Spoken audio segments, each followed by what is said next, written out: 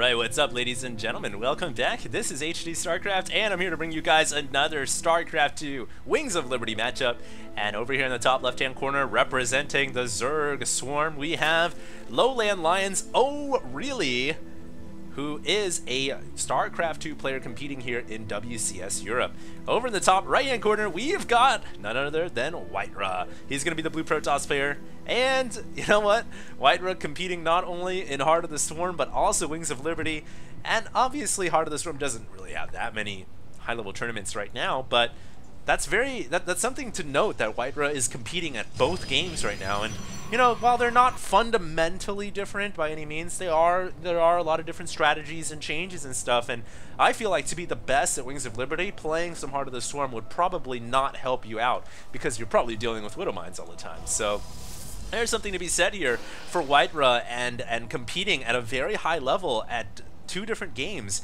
And, you know, this is going to be interesting to see how he competes against O'Reilly, who has been around the StarCraft 2 scene for a while. His name with his clan tag LLL plus O'Reilly makes him seem like a complete troll, I might add. But, you know, he's a good guy, and we'll see what happens here. He's got a spawning pool coming immediately. And the map, of course, is, wow, this map. This is a terrible map for Zerg play. And the reason for that is because the thing here is Protoss can easily just work their way into the center of the map, and they can go up to 3 bases very quickly. Just 2 bases by itself is hard for Zerg to break through given the way the natural is designed. And that means that Protoss have 2 different ways to play this matchup. They can play 2 base all in, making it, and they don't have to worry about much aggression at the front door, or they can play macro. And I think most Protoss prefer to play macro on this map because it is a very good map.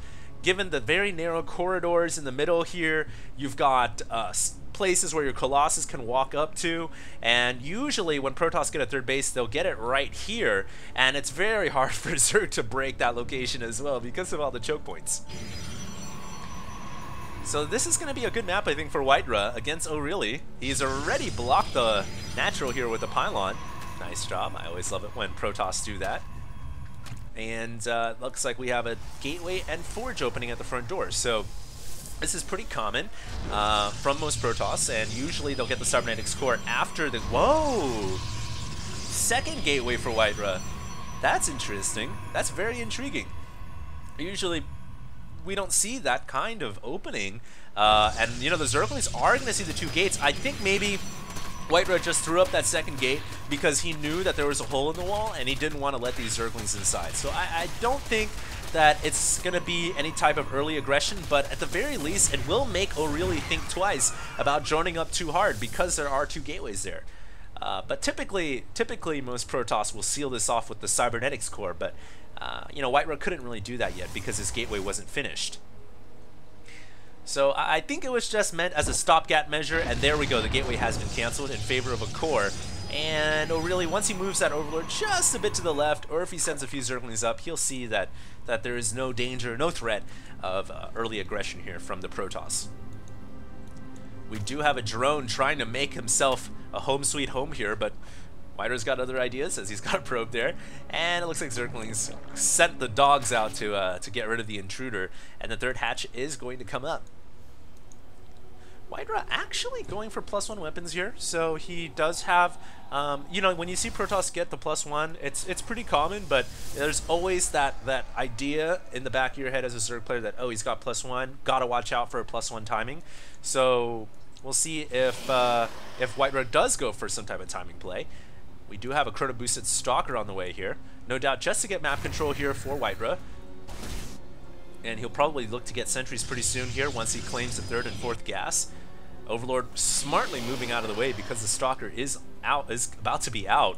So good timing there by O'Reilly. You never want to lose that scouting Overlord as a Zerg player. That's always pretty detrimental. So he will tuck it in the back and keep it alive.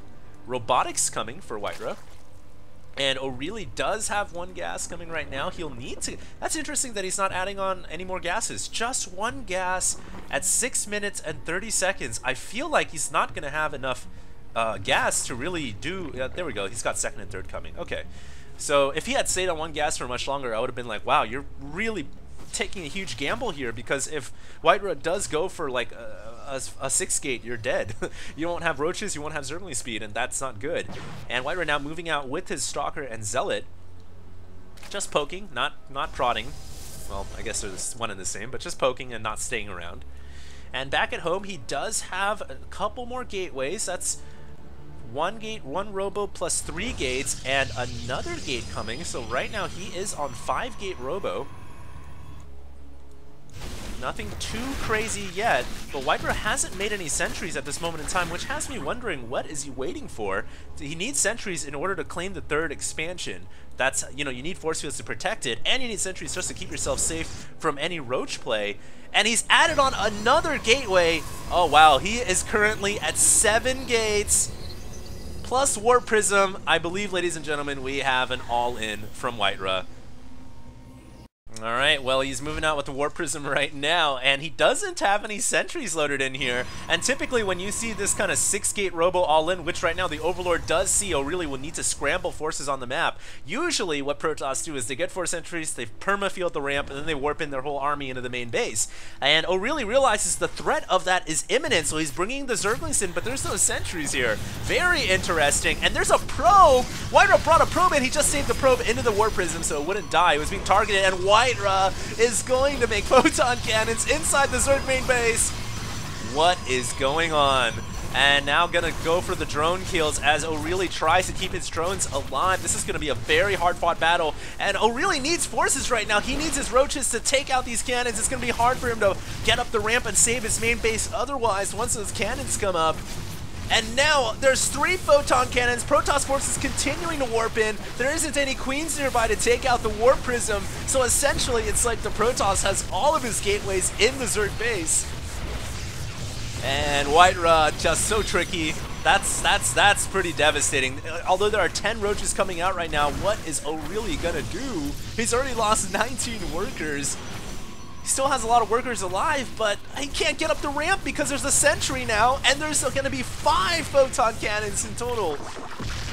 O'Reilly might just want to abandon his main base at this point, but abandoning the main means losing all these drones, losing the lair, the roach warren. I think this might be GG. O'Reilly is just struggling to keep the workers alive, but oh no, that's got to be it. And more pylons coming. You know, that's only a 1 pylon grid, but a 2nd pylon will come for redundant power. And now crucial tech structures falling for O'Reilly, who is going to come in with a roach counterplay, but Whiterun's too smart for that. He's got sentries at home. And with force fields coming out and, you know, an immortal coming as well, that is going to make it very hard for these roaches to do much at all. And, you know, there's the roach warren has fallen, the spawning pool has fallen, Zerg cannot make any more units. He's going to try to stay in the game with the spawning pool and try to take that immortal out, but he can't do it, and GG calls O'Reilly.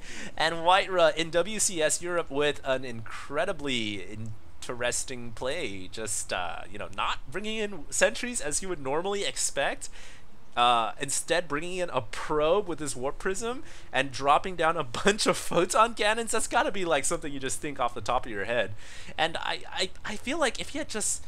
If O'Reilly had just, you know, he sent the Overlord in, he had to see this coming.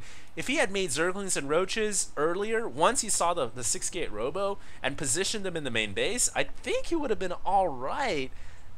That just came down to very good execution by Whiterun, and a very good game, actually. That was interesting opening. Like I said before, man, this is how you play Protoss versus Zerg now. It's all about the 2-base all-ins.